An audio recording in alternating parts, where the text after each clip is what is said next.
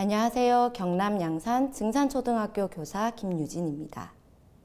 한 교실에 2명의 교사가 있게 되면 수업 시간 내에 아이들을 관찰하고 지원하기가 훨씬 수월해집니다. 특히나 저학년 아이들은 선생님 이거 모르겠어요. 잘 안 돼요.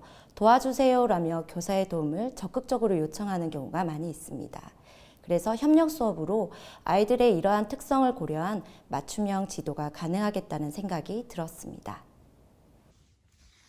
안녕하세요. 여러분의 공부를 도와주는 선생님이에요. 편하게 손 들어준다면 언제든 옆에 가서 도와줄게요. 제가 처음 아이들과 만났을 때 했던 인사말입니다. 아이들은 호기심 가득한 눈빛으로 저를 바라보고 저는 사랑스러운 마음으로 아이들을 지도하고자 다짐하게 되는 순간입니다. 저는 가장 기본적으로 학기 초에는 학생들의 이름을 빨리 외우고자 하며 친밀감을 많이 형성하고자 하였고, 수업 중에 도움이 부끄럽거나 창피한 게 아니고 당연하게 알아가는 과정이라는 것을 알려주며 밝고 긍정적인 영향을 줄 수 있도록 아이들과 소통하고 있습니다. 저희 학교는 새학년 맞이 주간에 진단활동을 하고 있습니다. 진단활동 결과를 살펴보면서 협력 수업을 어떤 교과로 할지 의논을 하게 됩니다. 저희 반 아이들은 읽기, 쓰기 영역에서는 최소 성취 수준에 도달했으나 세마기 영역에서 성취 수준 경계선으로 보이는 아이가 한 명 있었습니다. 그래서 협력 수업을 수학 교과로 정하고 주당 수업 횟수를 정했습니다. 기초학력 전담 강사가 실제 수업에 들어오기 일주일 전에 협의 시간을 가지고 저희 반 아이들의 특징과 협력 수업 운영 형태 등에 대해 이야기를 나눴습니다. 그리고 기초학력 전담 강사에게는 일주일 동안 전체 학생들을 관찰해달라고 요청했습니다. 기초학력 전담 강사가 관찰한 내용과 진단평가를 토대로 담임교사가 분석한 내용을 비교하면서 수업 시간 내에 개별 지도가 필요한 아이를 함께 선정했습니다. 그리고 개별 지도가 필요한 아이들에게 기초학력 전담 강사가 해야 할 역할에 대해 구체적인 가이드라인을 함께 정했습니다.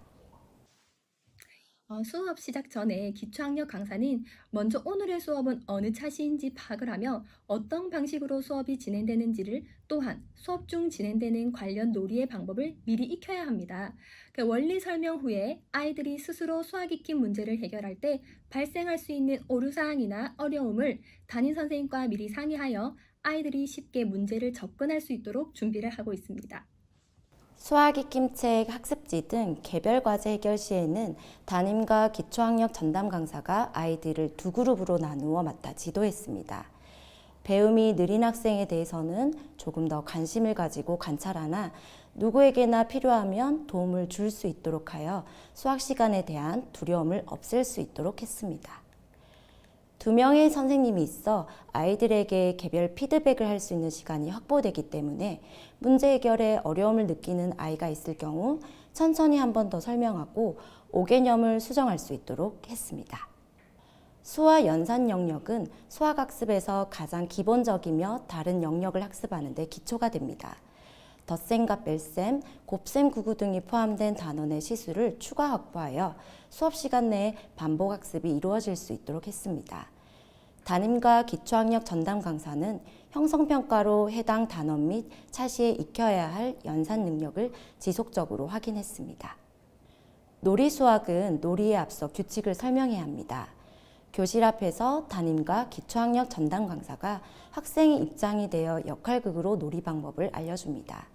저학년 아이들의 몰입도가 매우 높으며 실수하는 모습도 일부러 보여주기 때문에 아이들이 놀이 과정에서 있을 수 있는 실수를 자연스럽게 줄일 수 있습니다. 그리고 짝 활동 시 인원이 맞지 않을 경우 기초학력 전담 강사가 짝이 되어 참여하고 담임교사는 놀이 전체를 이끌며 도움이 필요한 아이들에게 개별 도움을 주었습니다. 모둠 활동에 참여하지 못하거나 뒤처지는 아이가 있을 경우 기초학력 전담 강사가 모둠에 참여하여 지속적인 격려와 독려로 활동에서 소외되지 않도록 지원했습니다. 저학년은 학습에 필요한 기본적인 생활 습관을 형성하기에 매우 중요한 시기입니다.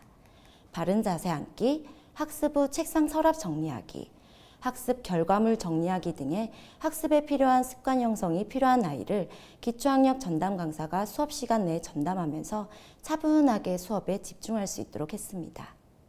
협력 수업제로 효과가 가장 높다고 여기는 부분이 저학년 아이들에게 정서적으로 안정적인 수업 환경을 조성해 줄 수 있다는 것입니다. 기초학력 전담 강사가 자신의 옆에 와서 개별 지도할 때에도 아이들은 부끄럽기보다는 도움을 받아 고마웠다고 여기는 경우가 많았습니다. 틀리거나 혼자 해결하지 못하더라도 불안해하지 않더라고요. 또한 아이들이 기초학력 전담 강사에게 친근하게 다가가고 교실 분위기를 더 편안하게 느껴 수업 활동이 안정적으로 진행되었습니다. 저학년 아이들은 인정과 칭찬에 대한 욕구가 매우 강합니다. 저희 반 아이들도 그렇더라고요. 정교과를 담임교사 수업을 하는 저학년 아이들에게 기초학력 전담 강사는 자신을 인정하고 칭찬할 수 있는 또 다른 존재가 될 수 있습니다. 이러한 욕구가 교과 학습에도 투영되어 수업에 적극적으로 참여하는 긍정적인 효과가 있었습니다. 기초학력 전담 강사가 들어오는 수업은 담임교사의 입장에서 여러모로 신경 쓰이게 마련입니다. 이러한 긴장감은 담임교사가 수업 흐름과 자료에 대해 고민하고 준비하도록 만들어 수업의 질적 향상에 도움이 됩니다. 제 스스로도 수업의 퀄리티가 달라짐을 정말 많이 느낍니다. 수업 시간에 아이들이 무엇을 못하는지, 왜 어려워하는지, 어떤 도움을 줬을 때 가장 효과적이었는지에 대한 이야기를 기초학력 전담 강사와 수시로 하게 됩니다. 이 과정에서 배움이 느린 아이들을 긴 호흡으로 지켜보고 기다려주면서 아이들을 세심하게 관찰하는 태도를 가질 수 있게 되었습니다. 기초학력 전담 강사뿐만 아니라 동학년 선생님들과도 이런 점에 있어서 항상 이야기를 많이 나누는 것 같습니다. 학교 내 연수 및 회의 시간을 통해 기초학력 전담 강사의 수업 내 참여도 및 역할을 구체화할 필요가 있습니다. 학교에 여러 기초학력 전담 강사가 있다면 통일된 매뉴얼을 만드는 것도 좋습니다. 학생들의 행동사항이나 특이사항, 학습 수준의 도달 및 개선 정도를 학생 관리 카드로 작성하면 도움이 됩니다. 이 카드는 기초학력 전담 강사가 작성하며 담임과의 학습 지도 계획에 대해 협의할 때도 큰 도움이 됩니다. 다만 학생 관리 카드에 아이들의 민감한 개인정보가 지나치게 많이 들어가지 않도록 조심하면 좋을 것 같습니다. 담임교사가 수업 일지를 작성하는 것도 도움이 됩니다. 해야 할 일도 많은데 별도의 일지 양식을 써야 한다면 귀찮고 부담스러워 쓰지 않을 확률이 매우 높아집니다. 저 같은 경우엔 교과서나 지도서에 협력 수업 시 좋았던 부분에 대해 정말 간략하게 메모해 두는데 이 또한 도움이 많이 되었습니다. 제가 기초학력 연구학교와 행복학교에 근무하면서 처음으로 기초학력 전담 강사 수업하게 되었는데 벌써 3년째나 되었더라고요. 누군가가 내 교실에서 나와 수업을 함께 한다는 사실에 저도 처음에는 부담스럽고 신경이 많이 쓰였습니다.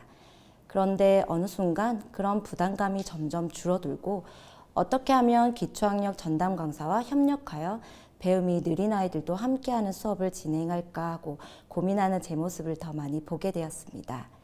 앞으로도 기초학력 전담 강사와 함께 수업 시간 내에 학습에 도움을 필요로 하는 아이들에게는 즉각적으로 도와주고 수업에 집중하지 못하는 학생들의 자세를 잡아주면서 모든 아이들이 배움에 있어 소외되는 일이 없는 교실을 만들고자 계속 노력할 예정입니다.